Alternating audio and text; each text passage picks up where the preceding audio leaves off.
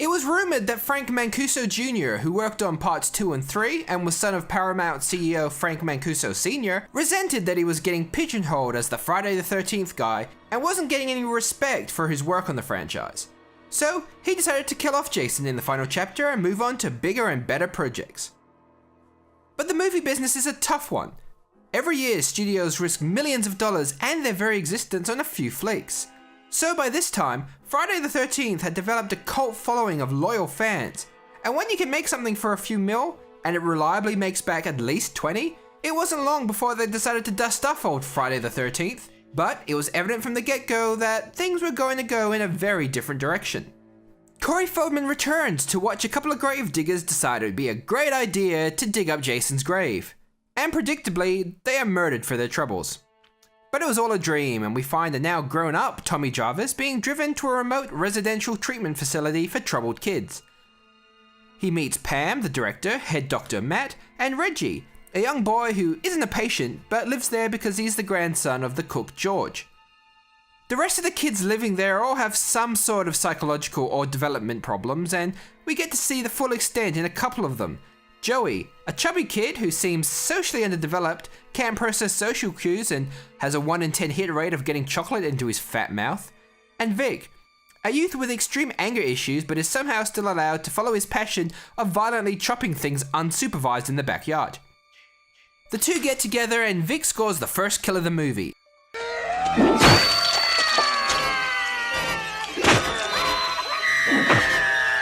The body of Joey is removed by a couple of paramedics and Vic is arrested.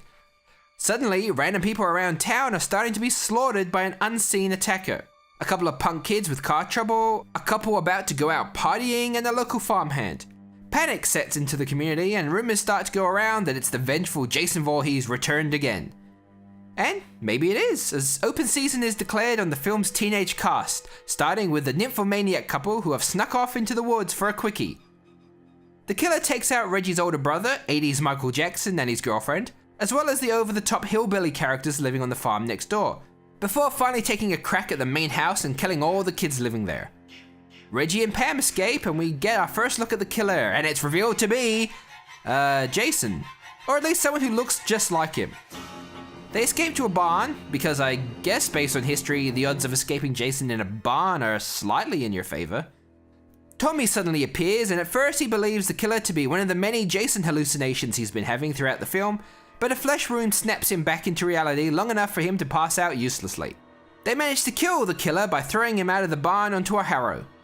At the hospital where they're all recovering, Tommy sees the Jason hallucination again, but this time he accepts it. Donning a hockey mask from the drawer, he hides from Pam, and then goes in for the kill as the movie closes. A New Beginning is a film that often gets a lot of shit and is generally pretty low on most Friday fans' lists.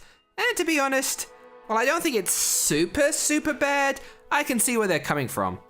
This is the first movie that switches up the formula so it isn't just picking off random horny teenagers one by one in the second half of the movie. The killing is spread over various locations, random people, over a couple of days, leading to a bit more scope to this serial killer's run, and you can see the effects as the town starts to panic.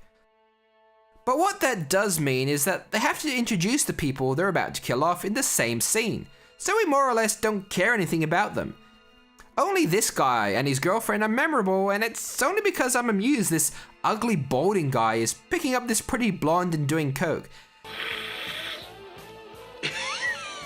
And it's probably only me who finds this kind of funny. The kids who are established to live in the house don't get much screen time, but I'll come back to this a bit later. Also, like the first movie, the killings are done from a POV shot, so the mystery of who's doing the murdering is left until the very end, adding a touch of suspense.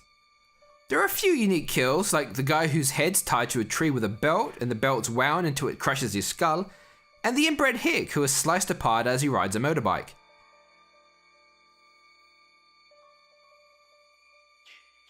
But let's get to the elephant in the room, shall we? The identity of the killer.